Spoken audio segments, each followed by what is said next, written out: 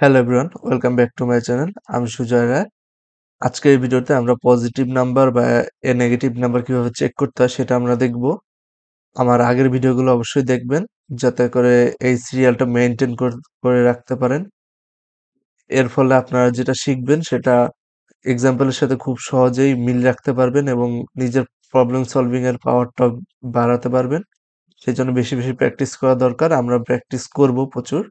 So এটা নিয়ে tension করবেন না। আপনারা ইফ এলস এর ভিডিওটা দেখে তারপরে এই ভিডিওটা থেকে জাম্প করবেন।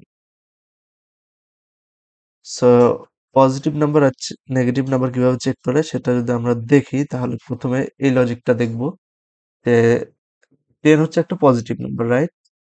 তাহলে এই 10 পজিটিভ নাম্বার আমরা বুঝতেছি কিভাবে? এটা যদি আমরা প্রোগ্রামিং এর ভাষায় দেখি তাহলে এটা 0 এর চেয়ে বড়, এই জন্য এটা পজিটিভ নাম্বার। আবার -7 একটা নেগেটিভ নাম্বার, এটা কিভাবে বুঝতেছি? কারণ এটা 0 থেকে ছোট। এখন আমরা যদি ইউজারের কাছ থেকে ইনপুট নেই তাহলে ইউজার তো আমাদেরকে 0 ইনপুট দিতে পারে। সেই ক্ষেত্রে কি হবে? সেই ক্ষেত্রে নাম্বারটা হবে 0। এক্ষেত্রে লজিক হবে 0 ইজ ইকুয়ালস টু 0।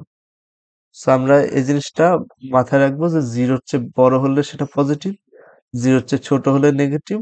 আর যদি অন্য কোনো নাম্বার দেওয়া হয় তাহলে সেটা অবশ্যই 0 হবে। সেই ক্ষেত্রে আমরা লজিকটা হচ্ছে 0 ইকুয়ালস টু 0। আমরা টোটালি ইউজারের উপর ডিপেন্ড করে থাকবো যে ইউজার কি ইনপুট দিচ্ছে সেই অনুযায়ী আমরা আউটপুট দেব। সো আমরা একটু প্র্যাকটিক্যাল দেখে আসি এই ব্যবহারগুলো। সো আমরা প্রথমে একটা ভেরিয়েবল নিয়ে নেব নাম নামে একটা ভেরিয়েবল নেব। এর মধ্যে আমরা ইউজারের কাছ থেকে ইনপুট নেব। ইনপুটটা ইন্টিজার টাইপের হবে। সো আমরা ইন্টিজার ফাংশন ইউজ করে এর মধ্যে ইনপুট ফাংশনটা ইউজ করব যাতে করে আমাদের স্ট্রিংটা ইন্টিজারে কনভার্ট হয়ে যায় এবং এর ভিতরে মেসেজ দিয়ে দিতে পারি এন্টার দ্য নাম্বার। ইউজার কাছ থেকে আমরা একটা নাম্বার চাচ্ছি অ্যান্ড দেন আমরা ইফ কিওয়ার্ড ইউজ করব। ইফ কিওয়ার্ডের মধ্যে আমরা লিখতে পারি যে নাম্বারটা যদি গ্রেটার দেন 0 হয় তাহলে সেটা পজিটিভ। আমরা কোলন দিচ্ছি, ইনডেন্টেশন দিচ্ছি, প্রিন্ট করতেছি পজিটিভ নাম্বার,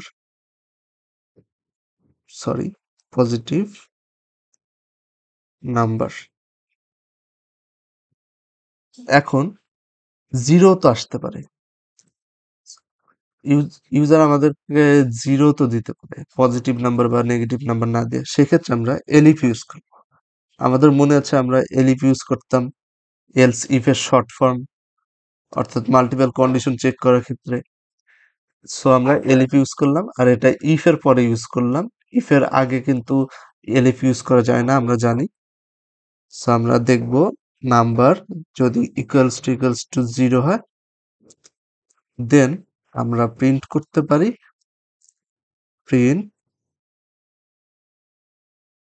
0 0। ওকে, এখন এলসে গিয়ে একটাই অবশেষ থাকে, সেটা কি জিনিস? সেটা হচ্ছে নেগেটিভ নাম্বার। সো এখানে আমরা যদি একটু কথা বলি যে এখানে এলসে কিন্তু একটাই কন্ডিশন অবশিষ্ট থাকে, সেটা হচ্ছে যে নাম্বার লেস দেন 0। কারণ কি? কারণ আমরা নাম্বার গ্রেটার দেন 0 দেখে এসেছি, এটা একটা positive number. Number equals to 0 দেখে এসেছি, এটা একটা 0 নাম্বার। এরপরে বাকি থাকে একটাই, সেটা হচ্ছে লেস দেন 0। নাম্বারটা লেস দেন 0 তাহলে এটা নেগেটিভ নাম্বার। সো আমরা এখানে এলস এর ব্লকে প্রিন্ট করতে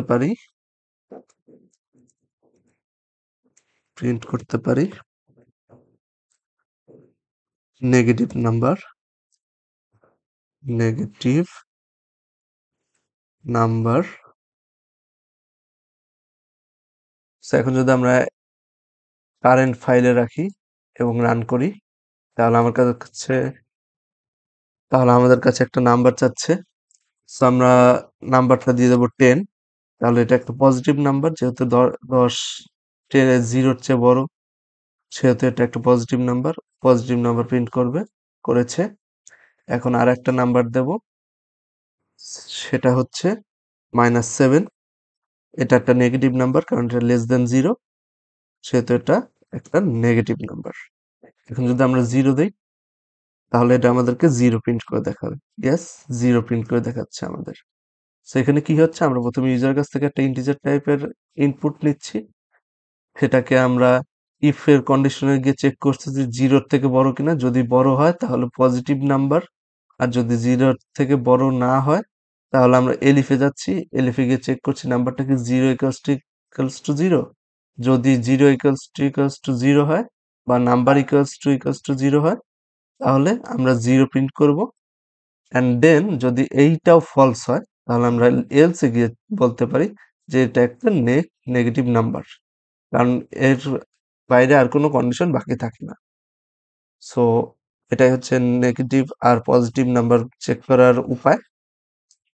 আজকের ভিডিও এই পর্যন্তই। আমার ভিডিওটা যদি ভালো লেগে থাকে তাহলে প্লিজ লাইক করুন, শেয়ার করুন, সাবস্ক্রাইব করুন এবং প্রচুর প্রচুর কমেন্ট করুন আপনারা কোথায় বুঝতে পারেননি এবং কি কি ধরনের ভিডিও আপনারা দেখতে চান। আমাদের সাথেই থাকুন। পরের ভিডিওতে আমরা আলোচনা করব কিভাবে গ্রেড নাম্বারগুলো বের করতে হয় সেটা নিয়ে। Thank you so much.